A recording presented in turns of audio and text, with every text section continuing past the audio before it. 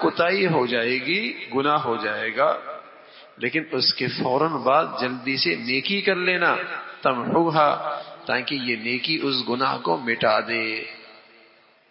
ورنہ فرمایا یہ اندر زنگ لگ جاتا ہے اور پھر ایک سیاہ نقطہ آ جاتا ہے اور پھر یہ نقطہ پھیلتا چلا جاتا ہے اور اس سیاہی سے پورا دل گھر جاتا ہے، پورے دل پہ یہ گندگی اور یہ سیاہی اور یہ زنگ چھا جاتا ہے۔ کلا بل ران علی قلوبہم ما کانوا یکسبون، ان کے دلوں پہ زنگ چڑھ چکا۔ نتیجہ کیا نکلتا ہے؟ پھر خیر کی بات دل پہ اثر نہیں کرتی، پھر توبہ کی توفیق چھن جاتی ہے، پھر معافی مانگنا نصیب نہیں ہوتا، پھر برائی نہیں لگتی، پھر گناہوں پہ اصرار نہیں، فخر ہونے لگتا ہے، پھر کوئی برائی سے روکے تو اسے اپنا خیر خواہ نہیں بدخواہ سمجھتا ہے، پھر کوئی برائی سے روکے تو اسے اپنا خیر خواہ نہیں بدخواہ سمجھتا ہے، پھر برائی اس کی نظر میں اچھائی بن جاتی ہے۔ پیارے نبی صلی اللہ علیہ وسلم فرمانے لگے کیف بکم، اس وقت تمہارا کیا حال ہوگا؟ اذا رأیتم المنکر المعروف، جب تمہاری نظروں میں برائیاں اچھائیاں ہو جائیں گی۔ اذا رأیتم المنکر المعروف، جب تمہاری نظر میں برائی اچھائی ہو جائے گی، اس وقت تمہارا کیا حال؟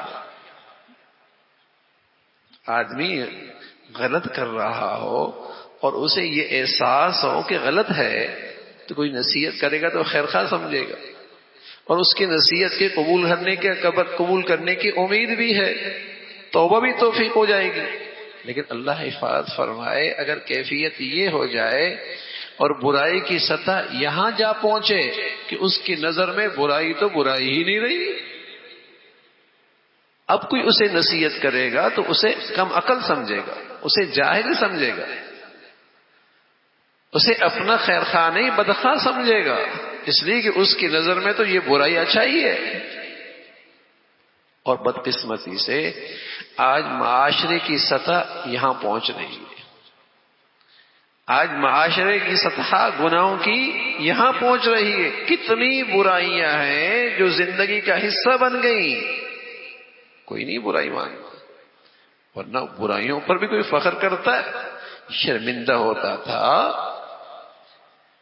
چھپ کے کرتا تھا، خیال ہوتا تھا کسی کو پتہ نہ لگے، یہ فکر ہوتی تھی کسی کی نظر نہ پڑے۔ اب تو ڈنکے کی چوٹ کرتا ہے، سب کو بتاتا ہے، اعلان کرتا ہے، فخریہ کہتا ہے۔ اللہ تعالیٰ حفاظت فرمائے۔